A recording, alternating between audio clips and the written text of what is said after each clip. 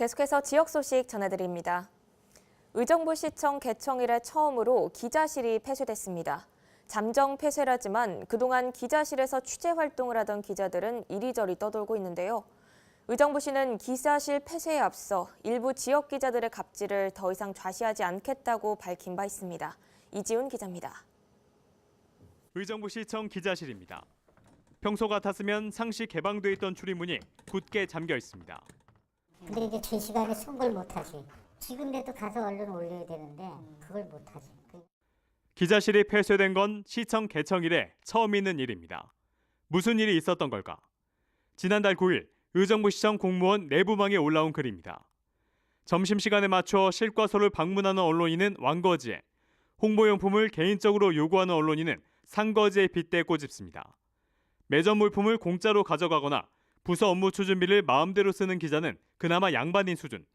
대놓고 돈을 요구하는가 하면 심지어 공무원에게 성희롱을 했다는 피해 주장도 있습니다.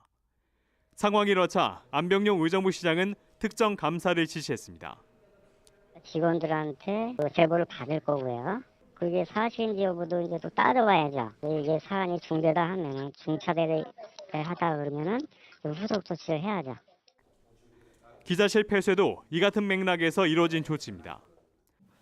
잠정적으로 기자실을 폐쇄하고 거기에 관련되는 모든 것을 강화하고 문제가 있으면 있는 대로 제가 그걸 과장하거나 확대할 어떤 지위나 상황이 있지는 않아서 엄중 처리할 그런 계획으로 있습니다. 하지만 일부 기자들의 일탈을 문제 삼아 정상적인 취재 활동까지 제한하는 건 과도하다는 지적이 나옵니다. 그 특정 기사 한두 사람 때문에 왜 전체 그 기자들이 선량한 기자들이 왜 불이익을 받아야 되는지. 이에 대해 의정부시는 특정 감사기관 공정한 조사를 위해 기자실 폐쇄는 필요한 조치였다고 해명했습니다. 의정부시는 오는 15일까지 갑질 기자 관련 제보를 받아 김영란법 저촉 여부를 확인한다는 방침이지만 객관적인 증거는 아직 확보되지 않았습니다. 금품 등을 받은 사람과 준 사람 쌍방을 처벌하는 김영란법의 특성상 공무원이 자신의 신분을 노출하면서까지 기자의 비위 사실을 제보할지는 두고 볼 일입니다. 헬로티비 뉴스 이지훈입니다. 지난해 5월 양주에서 발생했던 가스 폭발 사고 기억하시나요? 사고 후 1년이 지난 최근에서야 양주시에서 피해 주민에게 보상금을 지급했습니다. 그런데 보상 기준이 모호하다는 지적이 일고 있습니다. 김초롱 기자가 보도합니다. 지난해 5월 7일 양주시 봉양동의 한 주택가에서 발생한 LP가스 폭발 사고 모습입니다. 58살 이모 씨가 극단적인 선택을 위해 저지른 고의적 사고였습니다. 이 사고로 이모 씨를 포함한 2명이 숨졌고 주택 4채가 파손되는 등 재산 피해가 발생했습니다. 하지만 가해자가 사망해 피해자들은 보상받을 길이 없었습니다. 이에 양주시는 피해 보상을 검토한 바 있습니다. 집이 완파가 되면 950 지원해 주는 게 있고요. 그다음에 단파가 되면 450. 저희 시에서도 그런 식으로 지금 검토를 좀 하려고 좀 계획 중에 있어요. 이후 해당 LP가스 업체의 보험사는 사망자에 대한 보상금만 지급하기로 결정했고 주택 파손 등 대물 피해는 양주시에서 보상을 검토했습니다. 사고 발생 후 1년이 지났습니다. 이렇게 현장은 어느 정도 정리가 됐는데요. 보상금 지급 기준이 애매하다는 지적이 일고 있습니다. 시는 지난 4월 주택이 완파된 피해 주민 1명에게만 900만 원의 보상금을 지급했습니다. 같은 사고로 피해를 입은 다른 주민들은 한 푼도 보상받지 못했다고 말했습니다. 저도 선거할 때 저거나 해서 보상이 어쩌고 저쩌고 하더만 이렇다 저렇다 말도 한마디 없고 저것도 없는데. 관련 조례를 살펴보면 지원 대상에는 생계 안정을 위한 긴급한 조치와 생활 기반 상실 등으로 특별 조치가 필요한 경우 등이 해당됩니다. 양주시는 집이 완전히 파손된 경우만을 보상금 지급 대상으로 판단했습니다. 조례의 주된 목적이 이제 긴급하게 이분이 살 수 없을 생활의 곤란을 겪을 때 이제 바로 이거 갖다 지급하는 기준이거든요.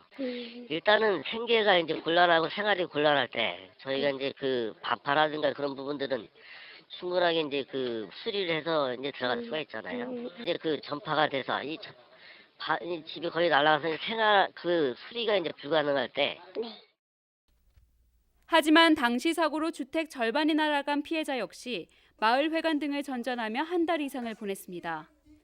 유사한 사례로는 지난 2015년 발생한 의정부 아파트 화재 사고가 있습니다. 사고 유발자가 보상 능력이 없었지만 경기도 지역재난 피해 지원에 관한 조례에 근거해 300여 명의 이재민이 총 12억 원에 가까운 보상금을 받았습니다. 사회적 재난에 대한 보상 기준이 명확하지 않다는 지적이 나오는 이유입니다. 헬로티비 뉴스 김초롱입니다. 경기도가 올해 첫 추가 경정 예산안을 편성해 도의회에 제출했습니다. 당초 본 예산보다 7.8% 증가한 규모인데요. 경제 활성화와 미세먼지, 안전 분야 투자에 특히 역점을 뒀습니다. 한선지 기자가 보도합니다. 경기도가 1조 8,902억 원 증액된 올해 첫 추가 경정 예산안을 내놨습니다. 당초 짰던 본 예산보다 7.8% 늘어 모두 합하면 26조 2,633억 원 규모입니다. 경제와 미세먼지, 안전, 복지 등 5개 사업에 집중 투자됩니다. 이번 예산안에선 골목 상권 활성화와 미세먼지 등 도민 안전과 관련된 사업에 힘을 줬습니다.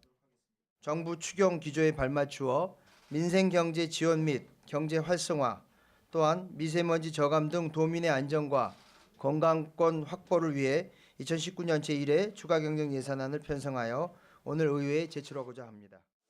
분야별로 살펴보면 먼저 경제 쪽엔 878억 원이 편성됐습니다.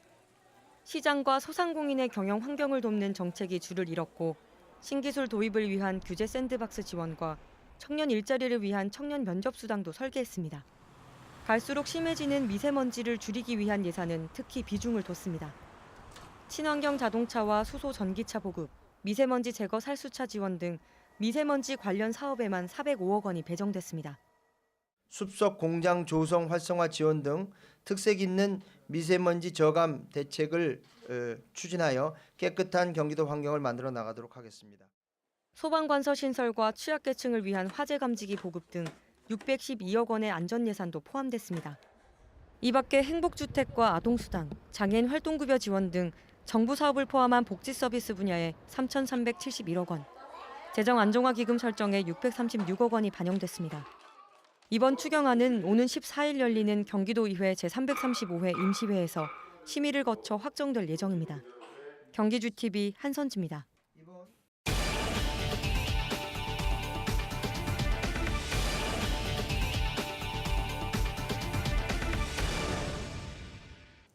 경기도가 건설 현장 화재 예방을 위한 안전 감찰을 진행합니다. 도는 오는 5월 31일부터 12월까지 도내 31개 시군 건설 공사장을 대상으로 용적 작업 안전관리 이행에 대한 불시 감찰을 실시합니다. 감찰 내용으로는 화기 작업 인근 가연성 물품 관리와 소화기구 배치 등이 있습니다. 경기도에 따르면 최근 5년간 발생한 화재 중 37%는 용접 작업 시 부주의가 원인인 것으로 밝혀졌습니다.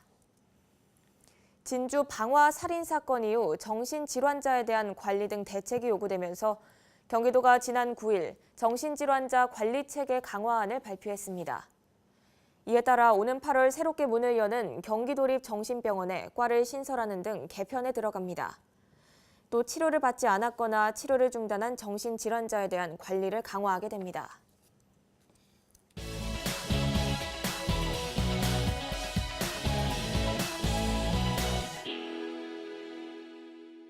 경기 북부 지역의 심근경색 환자가 유독 많습니다. 고령층이 많기도 하지만 의료기관 접근성이 낮아 사전에 인지하기도 쉽지 않기 때문인데요. 오늘 미니 인터뷰 시간에는 심근경색의 원인과 예방에 대해 알아보겠습니다. 심근경색이란 심근으로의 혈류의 제한으로 말미암아 심근의 괴사가 일어나는 것을 말합니다. 심근의 허혈을 시사하는 증상으로는 흉통을 들 수 있는데 흉통과 함께 상지, 턱으로 진행하는 불편감, 저린 느낌이 있을 수 있습니다. 또 흉통과 함께 호흡곤란, 어지러움증, 실신 등이 동반될 수 있고 흉통은 대개 20분 이상 지속됩니다. 이 흉통 등의 증상뿐만 아니라 심전도와 심근효도 검사와 같은 심장 영상 검사 등을 통해서 심근경색을 진단할 수 있겠습니다. 갑작스럽게 발생하는 심정지, 그리고 심장사는 심근경색의 가장 위태로운 표현이 되겠습니다. 심근경색은 임상적으로 관상동맥 질환의 위험 요소를 관리하고 치료하는 것이 심근경색의 예방의 치료가 되겠습니다.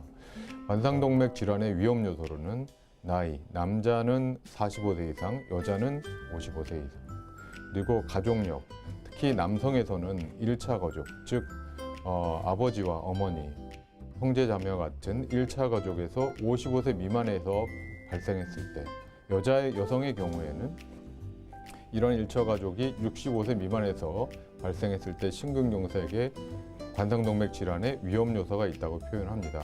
하지만 이러한 요소들은 조절할 수 없는 요소이므로 그 외에 당뇨병, 그다음에 고지혈증, 고혈압, 흡연, 그리고 체중 조절 그리고 운동 등을 함으로써 관상동맥을 포함한 심근경색의 위험을 낮출 수 있습니다. 최근에는 사실은 일반적인 고혈압과 다르게 저항성 고혈압의 빈도가 상당 부분 있다는 것이 알려지고 있습니다. 저항성 고혈압이라는 것은 고혈압 약제를 3제 이상 사용하고도 고혈압이 목표 혈압 이하로 떨어지지 않는 것을 의미합니다. 이런 경우에는 2차성 고혈압의 존재가 있는지 감별이 필요하고, 또 하나는 혈압을 지속적으로 상승시킬 수 있는 다른 요소가 있는지 꼭 확인이 필요하게 되겠습니다.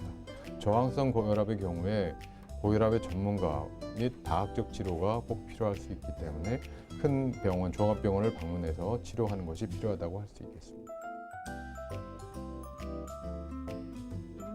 번역응급의센터이기도 하지만 우리 병원이 단순히 커버하는 지역이 이제 강원 영서 이쪽부터 이제 이 경기 북부 쪽을 다 하기 때문에 실제로 관리가 잘 안 되고 있는, 이게 위험 요소가 실제로 관리가 잘 안 되는 그 환자들도 사실 많고요. 이제 당뇨가 있는데도 당뇨가 아예 있는지 모르시는 분들도 있고, 고혈압도 잘 못하시는 분들도 있고, 사실은 의료기관의 접근성이 떨어지기 때문에 쉽게 의사들을 만나보기 어려운 분들이 있어서 실제로 심근경색 빈도가 특히 이 경기 북부 이 권역에 저희 병원에서 전담하는 쪽에 상당히 많은 편입니다. 심근경색을 발생하면 사실은 환자 스스로 이제 그 위험성을 인지하는 게 사실 제일 중요합니다. 그래서 앞서 대표적으로 말씀드린 게 흉통이지만 흉통, 호흡곤란, 실신 이런 증상들이 있으면은 위기감을 가지고 일단은 빨리 병원에 방문해서 평가를 받는 게 중요합니다. 그래서 물론 흉통이 있다고 해서 모두 다 심근경색이나 심장혈관 질환은 아니지만 그런 증상이 있을 때 일단 심근경색을 포함한 심혈관 질환을 감별받아야지 일단은 위태로운 사태로 말미암아서 돌이킬 수 없는 그런 과정으로 가는 것을 최대한 억제할 수가 있습니다. 네, 이어서 날씨 정보입니다. 건조한 날씨가 이어져 비 예보가 간절하기는 하지만 또 한편으로는 따스한 봄 햇살이 조금 더 지속됐으면 좋겠다 하는 마음도 있는데요. 주말에는 기온이 더 올라 토요일에는 28도까지 오르겠고 일요일에는 낮 최고 기온이 29도까지 오르겠습니다. 하지만 자외선 지수가 높아지겠고 또 오존 농도도 짙겠습니다. 다음은 경기 북부 주간 날씨입니다. 기온이 전반적으로 높긴 하지만 10도 이상 차이 나는 일교차에는 조심하셔야겠습니다. 아침 저녁과의 기온 변동폭이 무척 크니 봄 감기 걸리지 않도록 유의하셔야겠습니다. 이어서 생활지수입니다. 건조특보가 더 확대되고 있습니다. 작은 불씨가 큰 화마로 이어질 수도 있는 만큼 불씨 관리 신경 쓰셔야겠습니다. 지금까지 날씨 전해드렸습니다.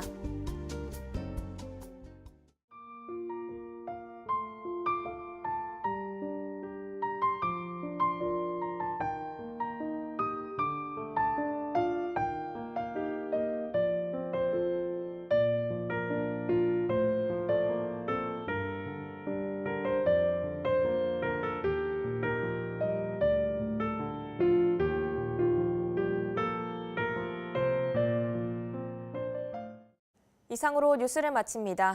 저희는 언제나 지역 주민 여러분 곁에 있겠습니다. 함께해 주신 여러분 고맙습니다.